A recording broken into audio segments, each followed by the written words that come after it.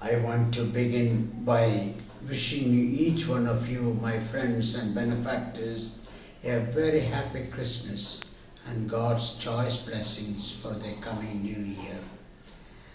I am here to thank each every one of you who have supported me through our crisis time last year, starting with our High Court, Supreme Court lawyer, Mr. Prabhakaran, my Bishop of Chengalpet, the Vicar General, Father Paikirajis, and all the priests and religious and laity of Tamil Nadu, along with all the bishops who supported me through the crisis.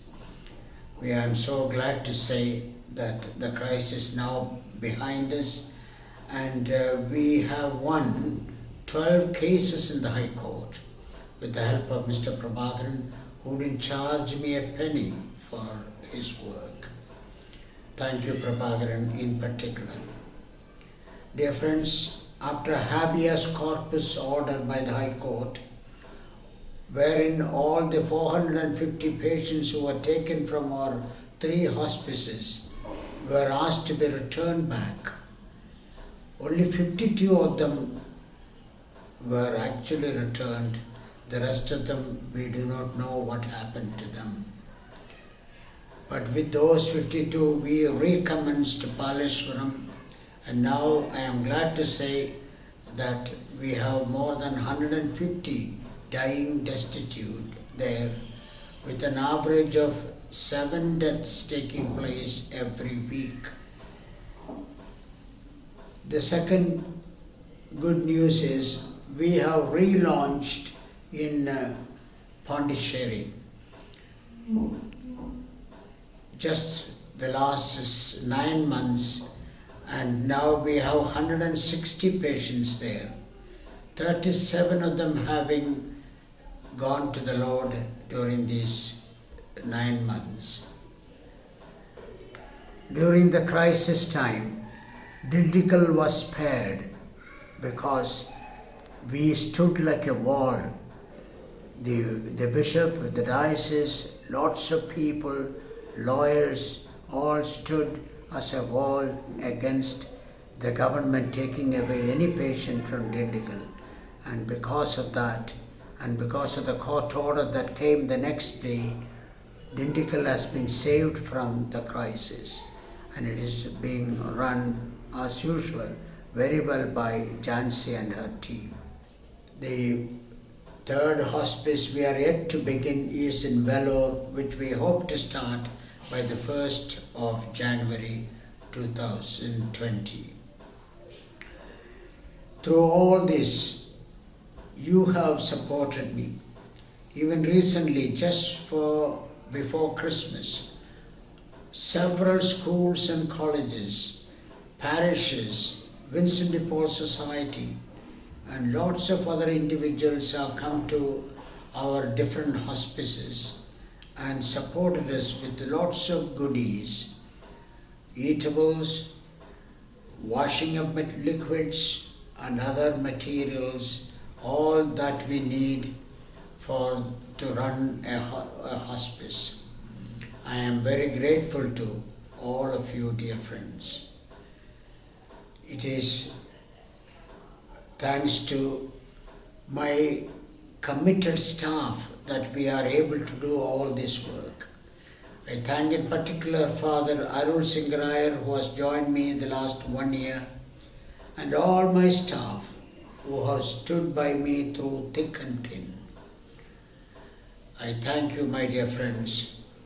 It is not easy to work in a place like a hospice, where 35 to 40% of our patients have no bowel control or bladder control. That means 365 days of the year, my staff do this work day in and day out, in smell and in dirt, all for the sake of God and His poor. I thank my staff in very particular during this time of Christmas. My dear friends, one of these days when a teacher came to our hospice in Pondicherry. She told me, Father, there is a smell as we walked down the corridor. So I told them about that 25% of our patients have no bowel control or bladder control, 25 to 35%. And therefore the smell is part and parcel of our work. After all, I said, when Jesus was born, he was born in a stable where there was tremendous stench from the cows, their urine, their dung, lots of mosquitoes. It was not a beautiful crib as we see on the a plastic crib or with lots of lights and stuff that we see nowadays. The original Christmas also was a smelly, dirty place. And that's where God became man. And that's where we have to recognize Jesus being reborn in our midst in the persons of these smelling, unapproachable people, abandoned by family and friends. And that's a tremendous work we are able to do together, all thanks to you.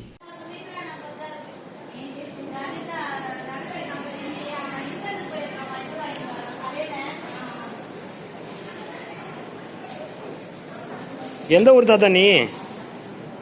எந்த ஊர்? பெரம்பூரா? யாரும் கிடையாதா உனக்கு?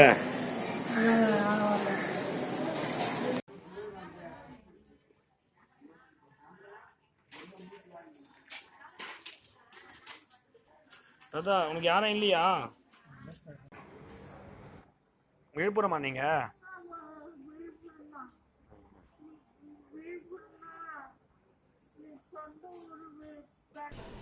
And my Christmas message is this: let us, whatever happens in our lives, smell, otherwise, all these negatives are all part of life, and they got to face up to them. Then we can see God incarnate in our midst. Thank you, friends, and God bless you all.